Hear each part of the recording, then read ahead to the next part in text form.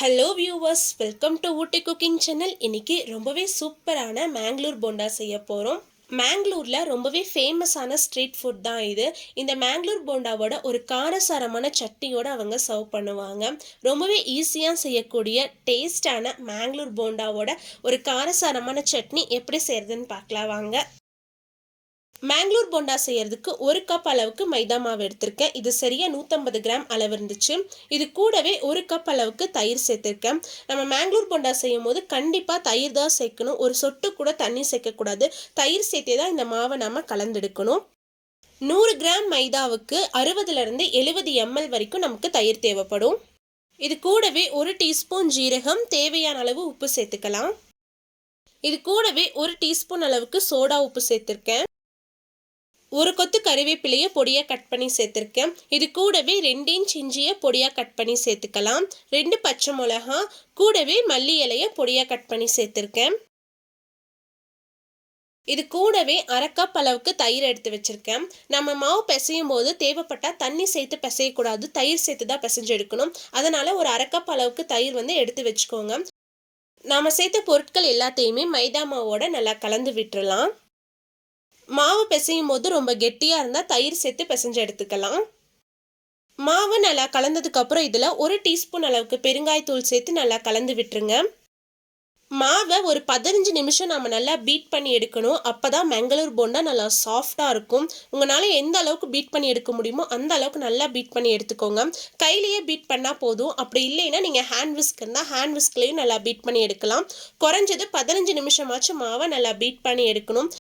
இந்த மேங்களூர் போண்டா ரொம்ப சாஃப்டாக இருக்கிறதுக்கு காரணமே நம்ம எந்த அளவுக்கு நல்லா மாவை பீட் பண்ணுறோமோ அந்த அளவுக்கு போண்டா ரொம்ப நல்லா சாஃப்டாக இருக்கும்.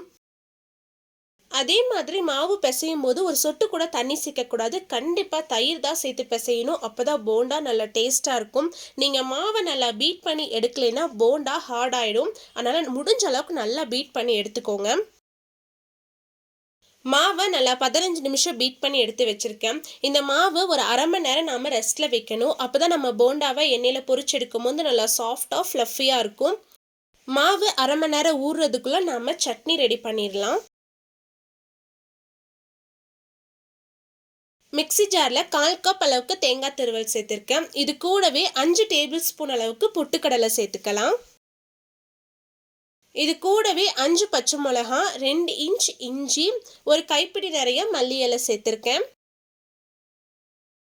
இது கூடவே ஒரு சின்ன துண்டு புளி சேர்த்துருக்கேன். இந்த சட்னி நல்லா காரசாரமாக இருந்தால் தான் நல்லா டேஸ்ட்டாக இருக்கும். அதனால் காரத்துக்கு தகுந்த மாதிரி பச்சை மிளகா சேர்த்துக்கோங்க.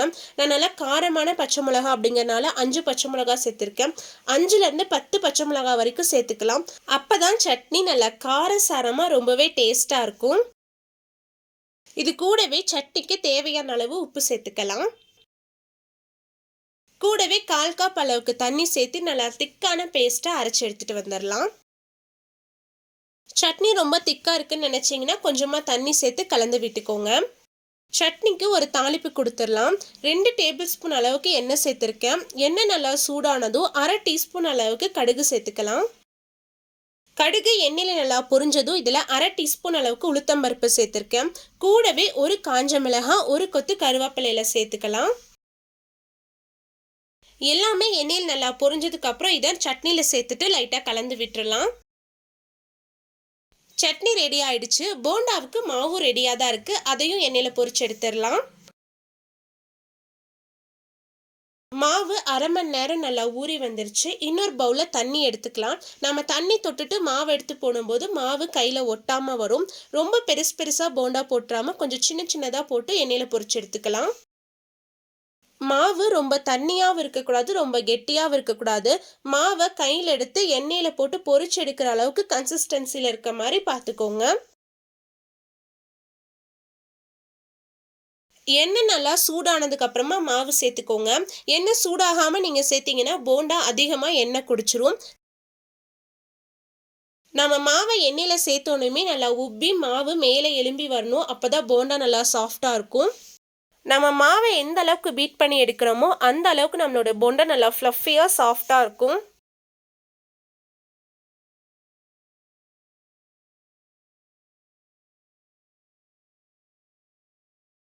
கீழ் அடிப்பக்கம் நல்லா செவந்து வந்ததும் மெதுவா திருப்பி போட்டு 2 பக்கமும் நல்லா கோல்டன் ப்ரௌன் ஆகிற வரைக்கும் எண்ணெயில பொரிச்சு எடுத்துடலாம். அடுப்பை மீடியம் ஹை ஃப்ளேமில் வச்சு போண்டாவை பொரிச்சிடுங்க. லோ ஃப்ளேமில் வச்சிங்கன்னா போண்டா அதிகமாக எண்ணெய் குடிச்சிரும். அதே மாதிரி ஹை ஃப்ளேமில் வச்சிங்கன்னா சீக்கிரமாக கரைஞ்சிரும். அதனால் மீடியம் ஹை ஃப்ளேமில் வச்சு பொறுமையாக பொரிச்சிடுங்க. போண்டா எல்லாமே எண்ணெயில் பொரிஞ்சு ரெடி ஆயிடுச்சு. இதை எடுத்து வேற ஒரு பிளேட்டில் வச்சிடலாம். அதே மாதிரி மீதி இருக்க எல்லா மாவையும் எண்ணெயில் பொரிச்சு எடுத்துடலாம். ரொம்பவே சூப்பரான டேஸ்ட்ல நல்லா சாஃப்டான மேங்களூர் போண்டா சுட சுட ரெடி ஆயிடுச்சு. இது கூடவே காரசாரமான சட்னியும் ரெடியா இருக்கு. நீங்க மாவு ரெடி பண்ணி சட்னியும் ரெடி பண்ணி வச்சிட்டீங்கன்னா சாப்பிடும் போது சூடா சுட்டு கொடுங்க. ஏன்னா இது சுட்டு வச்சு கொஞ்ச நேரத்துல கொஞ்சம் ஹார்ட் ஆயிடும். நம்ம சூடா பரிமாறினாதான் சாப்பிடும் போது ரொம்ப நல்லா சாஃப்டா இருக்கும். கண்டிப்பா நீங்களும் உங்க வீட்ல செஞ்சு பார்த்துட்டு எப்படி இருந்துச்சுன்னு மறக்காம கமெண்ட்ஸ்ல சொல்லுங்க. உங்களுக்கு இந்த வீடியோ பிடிச்சிருந்தா லைக் பண்ணுங்க, ஷேர் பண்ணுங்க. மறக்காம ஊட்டி குக்கிங் சேனலுக்கு சப்ஸ்கிரைப் பண்ணுங்க. மீண்டும் அடுத்த ஒரு ரெசிபியில் சந்திப்போம். பாய், see you soon.